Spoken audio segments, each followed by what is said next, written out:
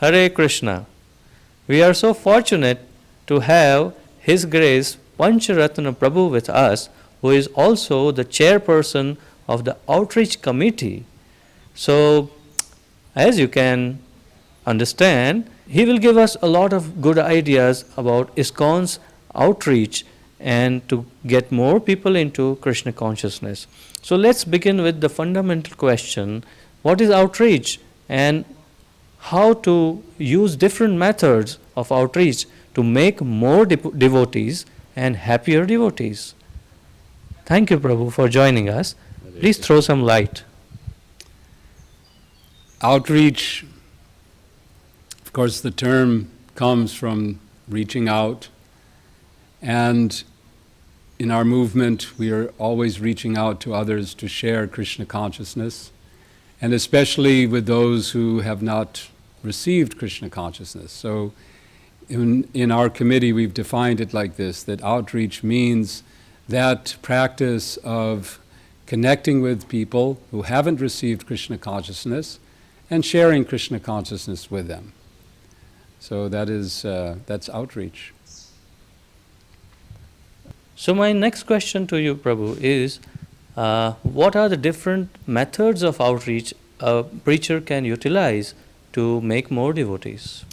Well, in our committee, which you know because you're also participating, we've been trying to understand all the varieties of outreach.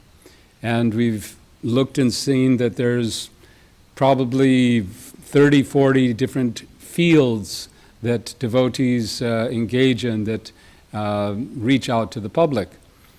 Beginning, of course, with book distribution and Harinam and Prasadam, but there's also a lot of activity in the area of colleges, youth, the temple itself,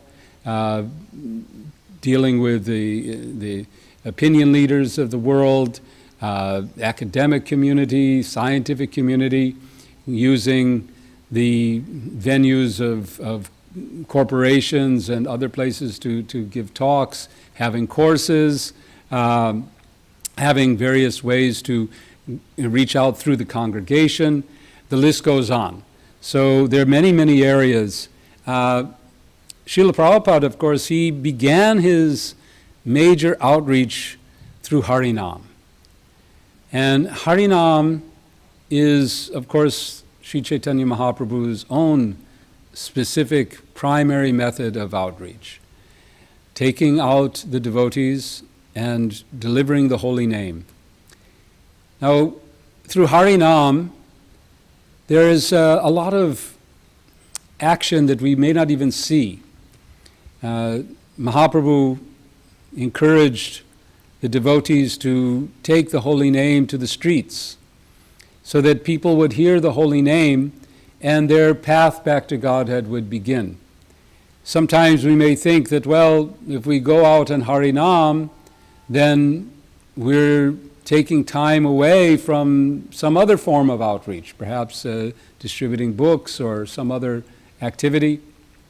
But the fact is that the Harinam Sankirtan Yajna is the foundation for our outreach activities. And we find that the Harinam itself has the effect on people that it makes them receptive. It opens them up. Maybe not the same day, maybe it takes some time, but simply hearing the holy name of Krishna provides a sukriti that opens up a person to receive Krishna consciousness. So that's essential part of outreach. I'll tell a story that I think is related to this. My background in outreach goes to my first days, as most devotees, and again going out, doing Harinam and distributing books. I ended up in New York City after joining Iskcon. I came there in 1971, and I was engaged in organizing the outreach through colleges, through schools, and the media, different innovative activities like that.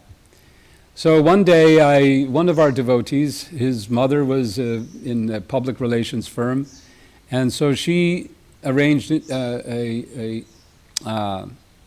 meeting with the head of public relations for the city of New York. So I went to see him, and we talked a bit, and I explained, well, we'd like to understand better how to improve our reputation, how to improve our perception in the public of New York.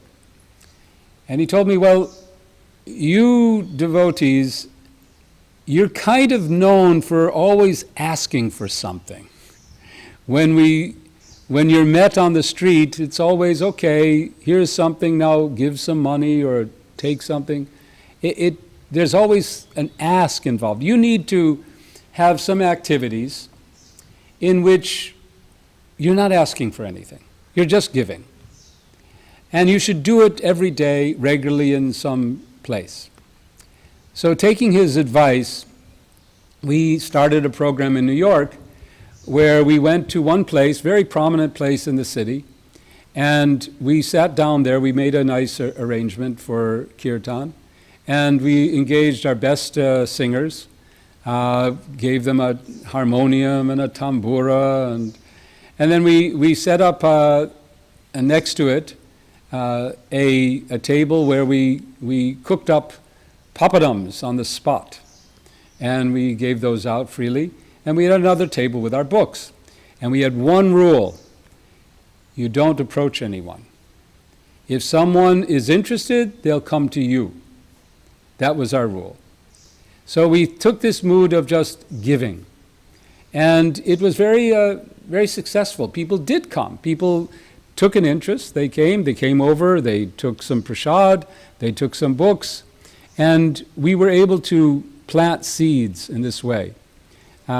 This program, when I left New York in 1976, by that time it had changed shape a little bit, became a moving presentation, and ultimately His Grace Indra Prabhu took over the program and set up a bus and was running that until he ended up in Vrindavan with the 24-hour kirtan. So the distribution of the holy name is the foundation of our outreach. And from that, people receive the seed of Sukriti.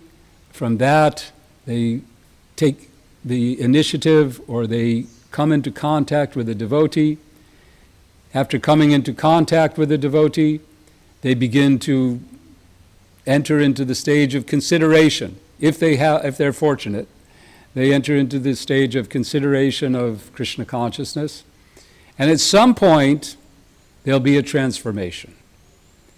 The effect of the Hare Krishna Mahamantra, the effect of the prasadam, the effect of the words of Srila Prabhupada and the words of Srimad Bhagavatam will enter into their consciousness. It will have an effect. They'll begin to become some form of transformation.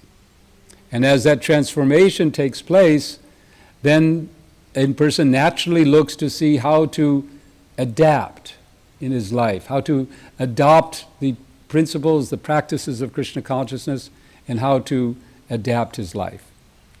And eventually, there's commitment.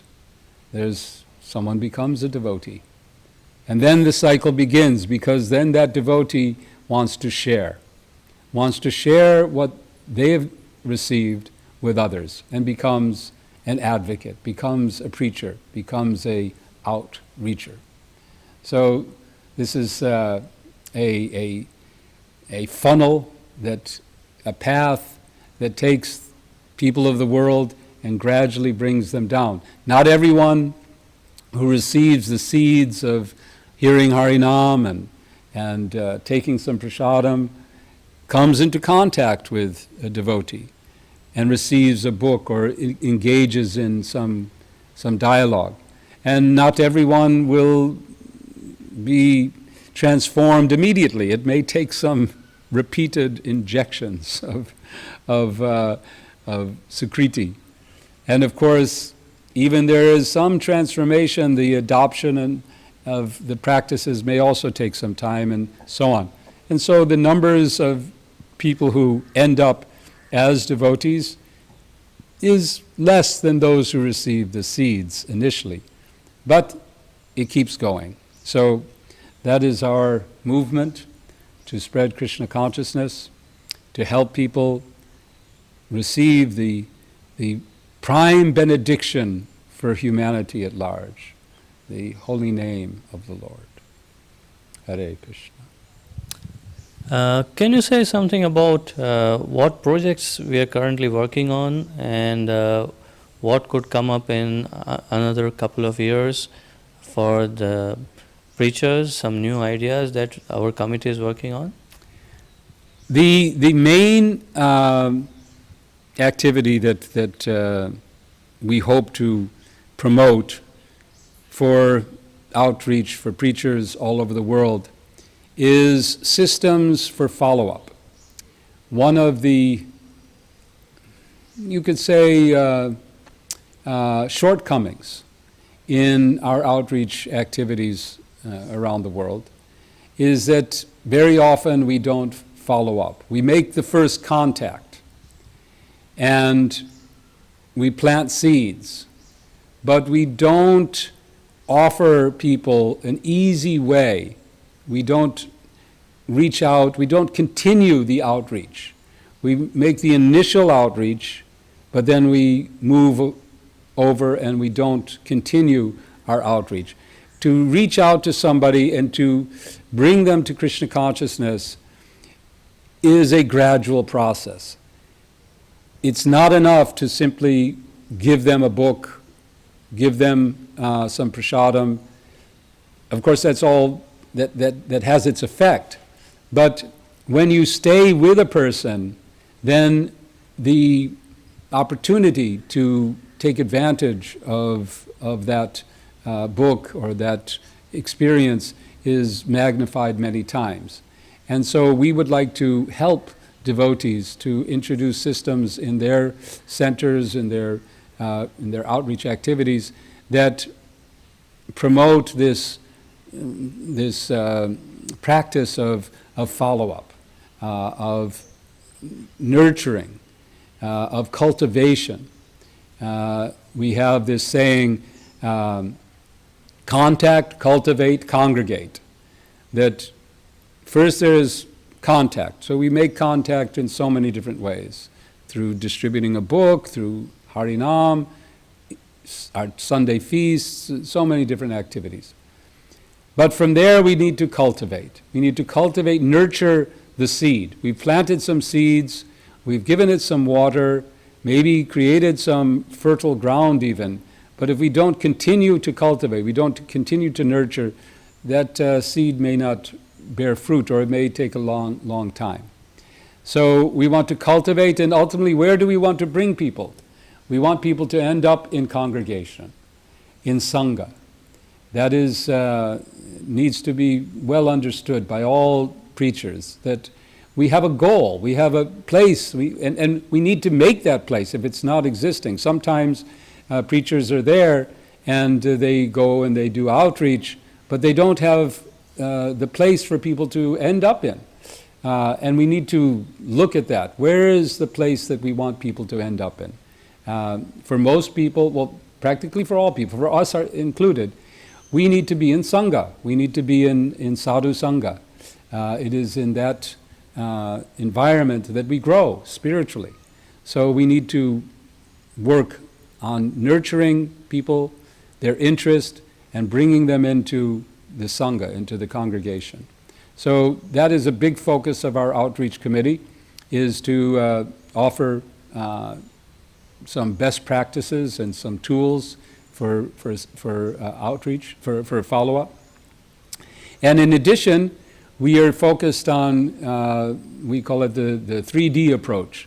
We want to discover, we want to develop, and we want to distribute the best practices for outreach in all various fields, be it book distribution, Harinam, Prasadam, colleges, through the congregation, through the media, through internet.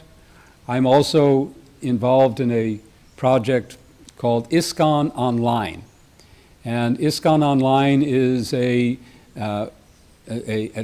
outshoot, you could say, of our outreach committee. Now it's its own project to improve the outreach through the internet. That's social media, websites, apps, and so on. And this will also tie in to the follow-up and to all other kinds of outreach. So these are some of our prime focuses. Number one, to promote follow-up. Number two, to promote, to develop, discover, and promote and distribute the best practices in various forms of outreach. To also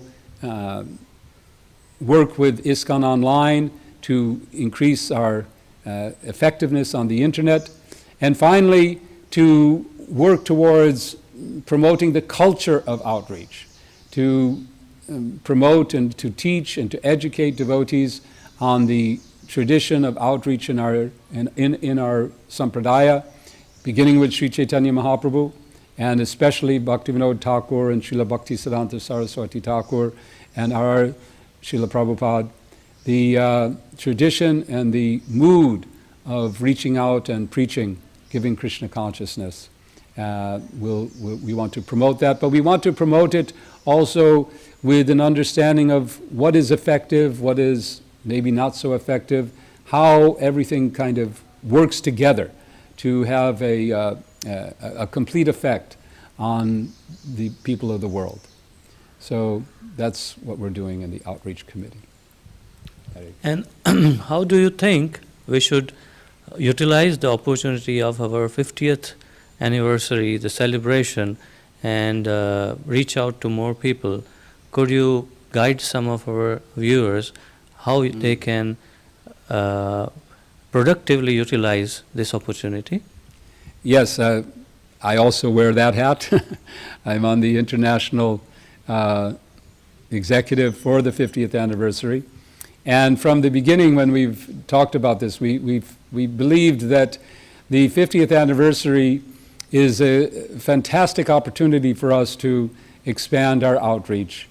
And to, in different ways. First of all, it gives us inspiration. It's a stimulus. We want in the 50th anniversary to please Srila Prabhupada, who founded our society, by offering him achievements, more books, more Harinam, more Prasadam.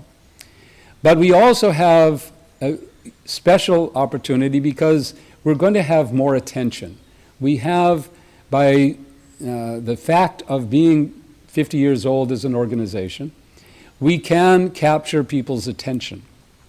And one of the things that we're suggesting is that we take advantage of this attention to reinvigorate our position in the marketplace of ideas, to become clearer, to become more focused in what our message is to the public, to be more relevant, to try to understand how to make our messages relevant to today, and to present and to offer a relationship that is filled with kindness and gratitude, that we come to the world and throughout our different events which we can conduct for the 50th anniversary with this mood of giving, this mood of thank you to the people of the world, thank you for your kindness in being responsive to our movement, and thank you for the opportunity to serve you, to give you Krishna consciousness, and to serve you in various ways, with culture, with prasadam, with knowledge, with the techniques of spiritual life. We can always remember Srila Prabhupada's founding Iskcon with 7 purposes. which are outreach. The first one is especially meaningful, to systematically propagate. Propagate is outreach. To systematically propagate spiritual knowledge to society at large, and to educate people in the techniques of spiritual life in order to correct the imbalance of values in life and to achieve real unity and peace in the world. So this is our mission, and it follows with propagating the Sankirtan movement. All the different principles, purposes of Iskcon are moving us to share Krishna consciousness with others. So let's understand those, build our sense of who we are as Iskcon, understand our purpose, understand Srila Prabhupada's sacrifice in founding this society. Why did he do this? It certainly wasn't to improve his bhajan. He had the perfect environment for bhajan. He's living here. This is a Radha Damodar in Govardhan Eco Village, and we have behind us his rooms. So he had Radha Damodar. He had Rupa's samadhi. He had the perfect place for bhajan, and he left it. He didn't come to America to improve his japa, to make his bhajan better, to become more immersed in Raganuga Bhakti. He was, of course, he had that already. He had achieved in his life, by the mercy of his Guru Maharaj, the mercy of the Acharyas, he had, and of course, he had always the spiritual strength. But he was practiced in his internal meditation. And it drove him not to recede, not to go into a trance of samadhi. He had a saying, work now, samadhi later. We will have that. Sooner or later it will come, in this life or another. That will come if we stay on the path of bhakti yoga, Krishna consciousness. But we must work now. We must work to share with others, to please the Sampradaya, to please Sri Chaitanya Mahaprabhu, and to please Krishna. Krishna wants us to do this. So let us do it. Let us follow the mood of Srila Prabhupada. Let us understand the purpose of Iskcon. Let us understand our way, our path of service is in reaching out to others and giving them the opportunity to receive the holy name of Krishna and to practice Krishna consciousness. Hare Krishna.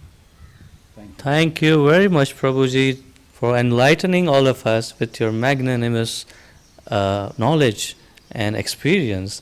I am sure a lot of preachers will gain a lot of momentum in their preaching activities, outreaching activities, and will get motivated with this interview. Thank you, Prabhuji. Hare Krishna. Hare Krishna.